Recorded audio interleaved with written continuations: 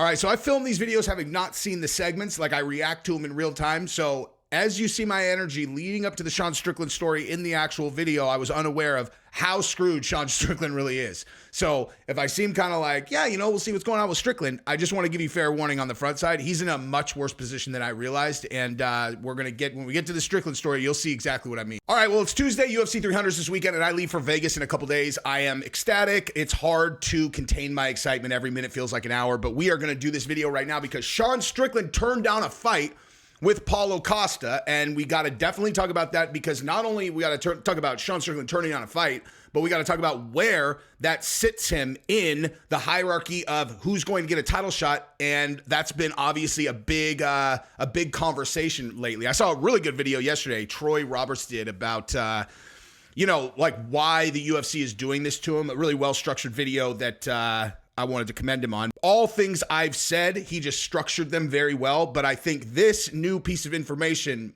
gives us clear indication on where the UFC sees Sean. But then the reason Sean turned it down is also very notable because this is something that happened. He says he wants more money. It's like, well, yeah, I bet you do, which is why you should have thrown a hissy fit, an even bigger hissy fit about the decision that went against you, because that's how you get more money. Guys get a title, guys get a title defense and they're all, man, I really like making 7 figures. Going back to making low 6, or whatever his deal is, probably like $300K with a win or whatever, is not very fun when you've tasted the other side of that and you know that you're worth it. So, I think the bigger conversation here is what's really in store for Sean Strickland now that he is expecting to be paid like a star and the UFC seems to not actually value him like the star that he is for whatever reason. So the Paulo Costa story has a lot more implications than are just what's on its face. And then there are a couple other stories I wanted to go over from this particular MMA talk, one of which is the Chandler and Poirier beef getting reignited. Very smart if you're Michael Chandler. Very smart if you're Michael Chandler because, Dustin Poirier is getting a title shot, and we got to talk about that too.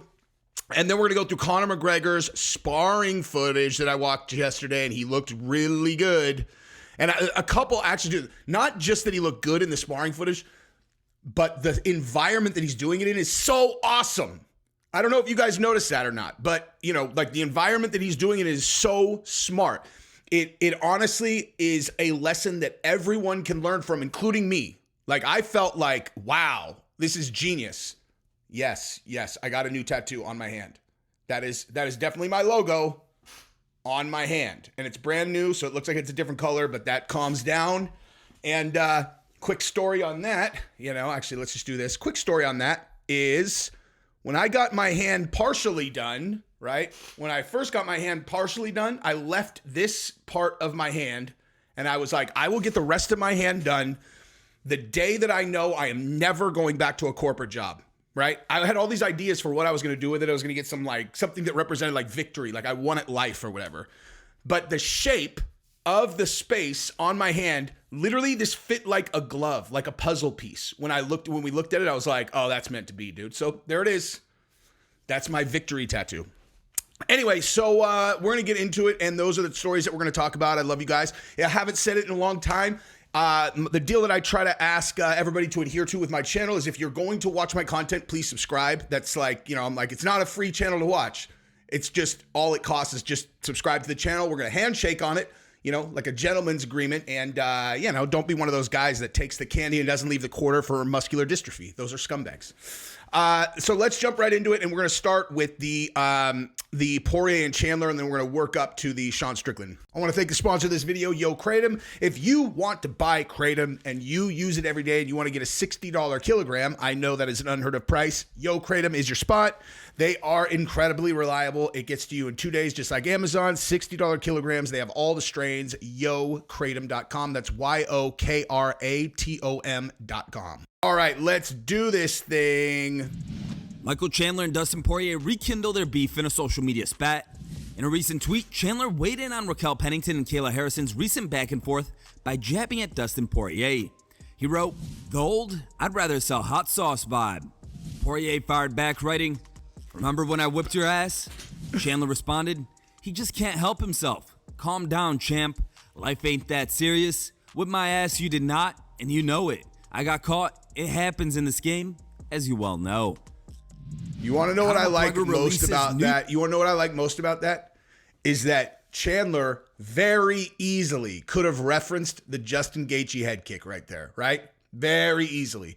And someone who doesn't understand things that it seems that you don't necessarily have to be a professional fighter to understand. Don't ever take credit for another man's victory, and don't ever use another man's victory in your beef with someone, because it's like, I don't know, there's something about that just comes off wrong, you know?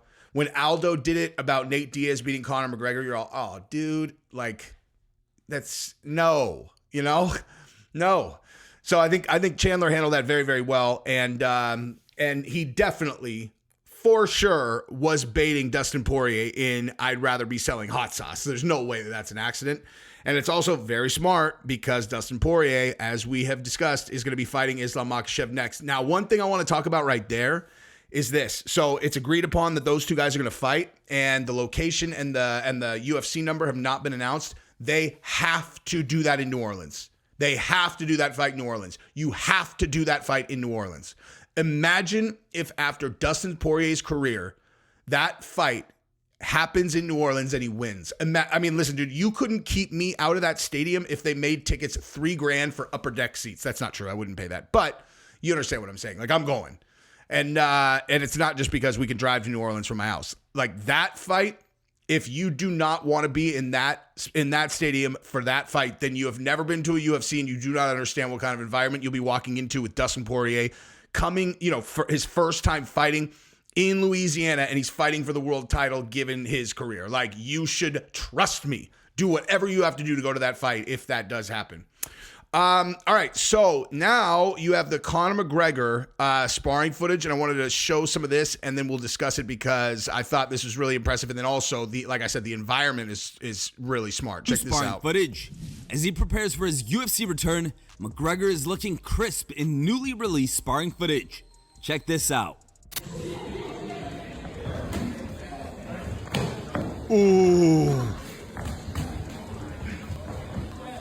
I love, dude, those kicks, man. Like, that is so smooth. That kick is so smooth. He doesn't telegraph it at all. He's not going hard right there either.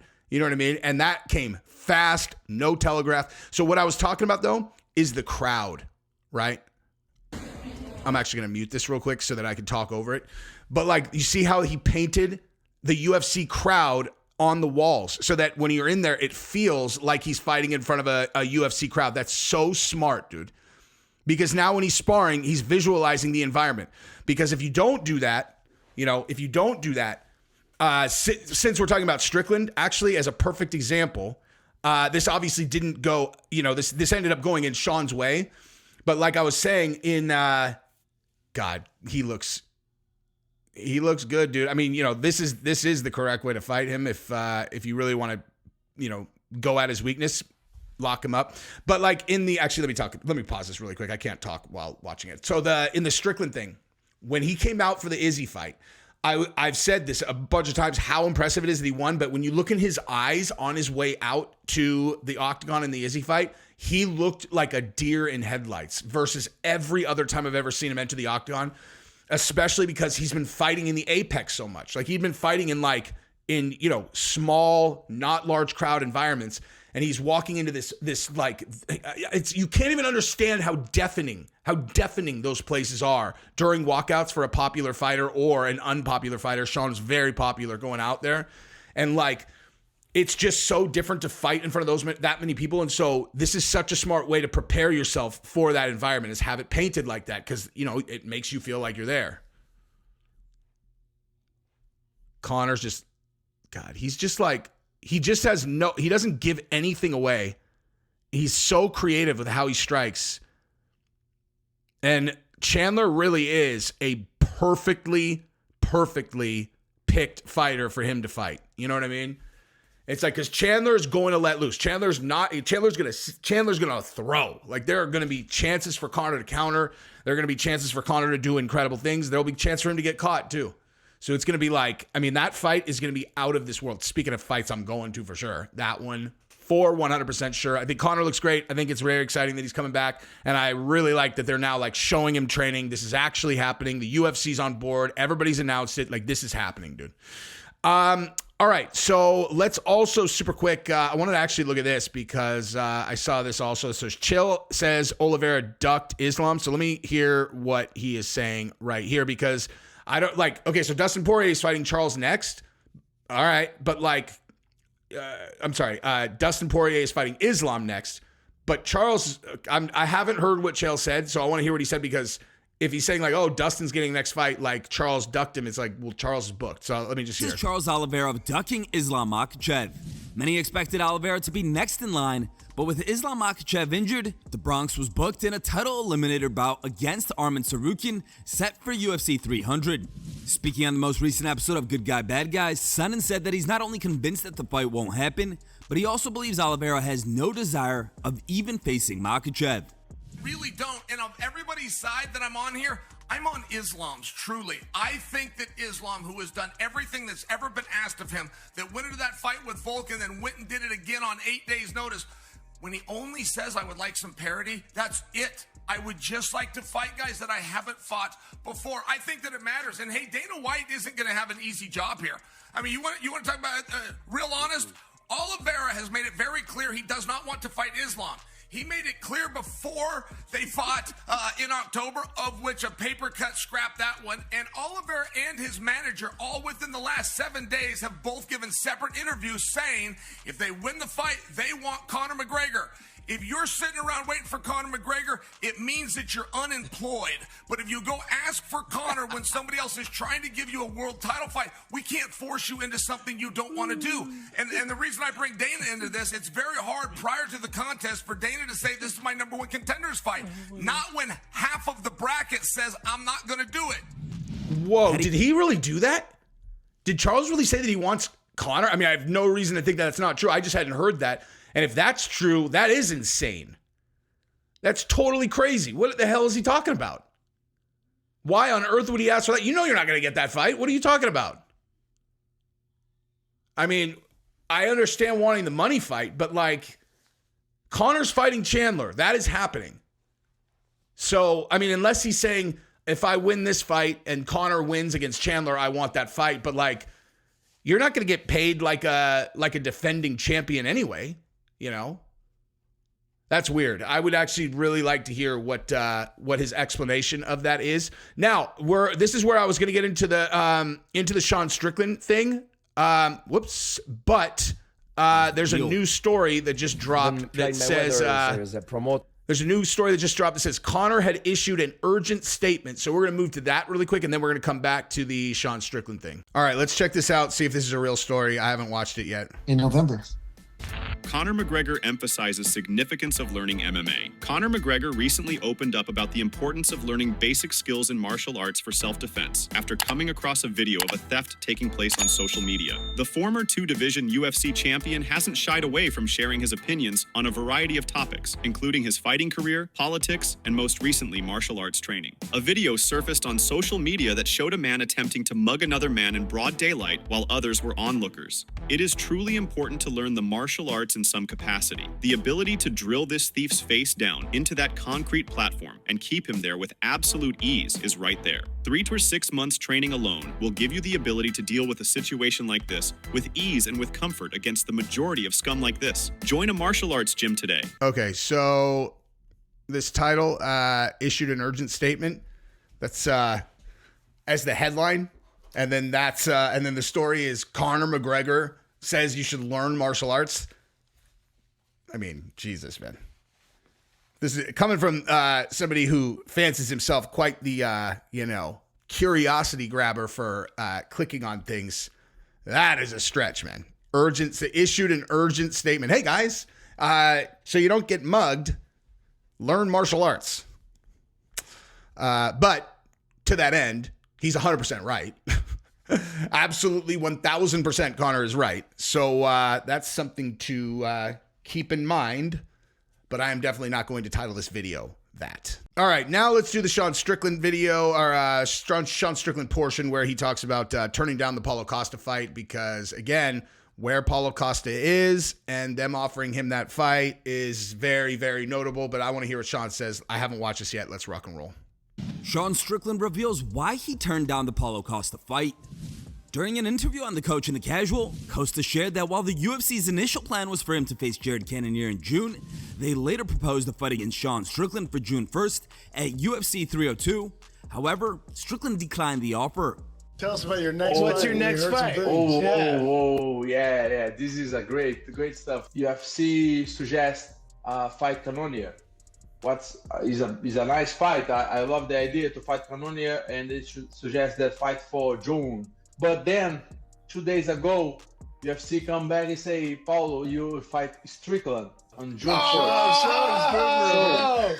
Let's go. Great fight. It's a fun fight, even funnier than Cannonier, I think. He accepted the fight or what? Unfortunately, I don't know what happened. Strickland say no. He doesn't want to fight me. Strickland refused? Strickland refused to fight me, unfortunately.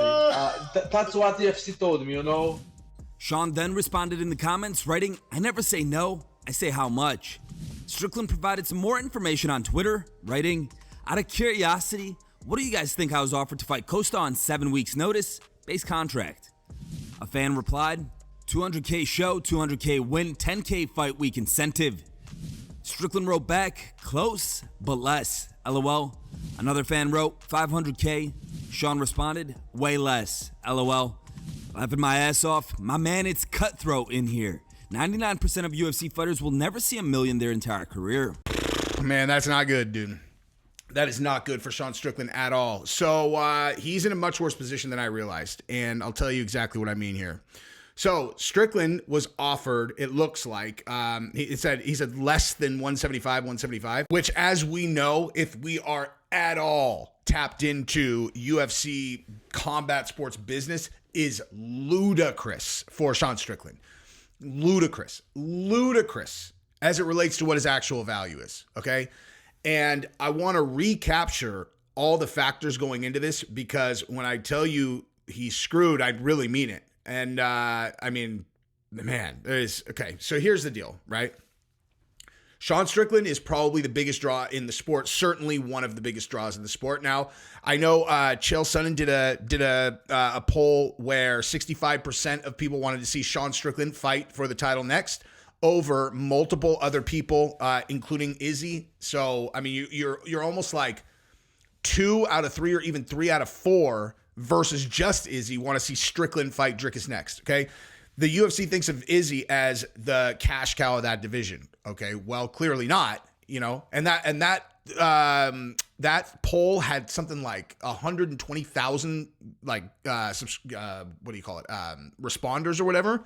That's a lot of people, dude. That's plenty big a sample size. I did a poll. Would you rather see Sean Strickland or Conor McGregor headline UFC 300? And 2-1 wanted Strickland over Conor. Okay. And that one had like 35,000 responders.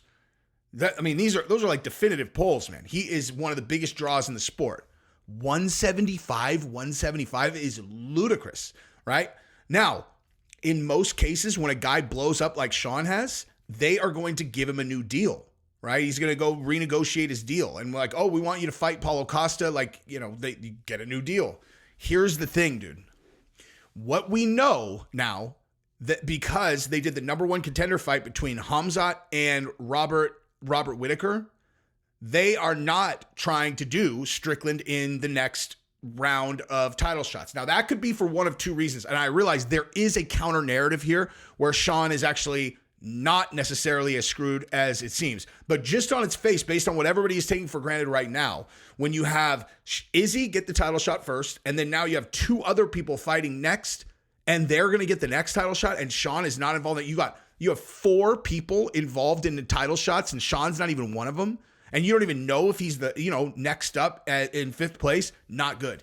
And the reason why this is so bad is because he has a terrible deal. I mean, bottom line, 175 is a horrendous deal for Sean. Not because it was a bad deal when he signed it, but what he's worth now versus that is absurd. Okay? He is worth so much more than that now, right? This guy can drive numbers, and there's no question about that. look up any one of his clips from any of his pressers. He will get more views than any other person in the UFC. So here's the problem, without knowing the details of his deal and how many fights he has left, is this, okay? The reason that guys get new contracts is because they have leverage, and their leverage in every case is simple. If they don't fight, the UFC loses money. So they can hold out, and the UFC's like, dude, we got to get him back in there, so they give him a new deal, okay? Now, in some cases, the UFC just takes care of guys because they've always done the right thing with the UFC. They ask him to fight, whatever, and Sean is probably in that group also. But the thing is, I think everyone is inferring that because he's not in the title picture, that means the UFC does not value him, right? And that certainly is a very reasonable thing to assume, because given his drawing power and the fact that he is not one of the top 4 guys for a title shot, that is, I mean, the UFC's like, look, we can let this dude sit on the bench. You know what I mean? And so if the UFC is willing to let him sit on the bench and have him be unhappy and all that stuff, then what's his leverage? What's his leverage to get more money? He has none. Like, he has none. There is no leverage whatsoever. If the UFC doesn't want him to fight, then he has no leverage. So, like, let's say he's got 4 more fights on his deal. Let's say, you know, because, I mean, listen, dude, for a regular person, $175,000 to show up is a lot of money, dude.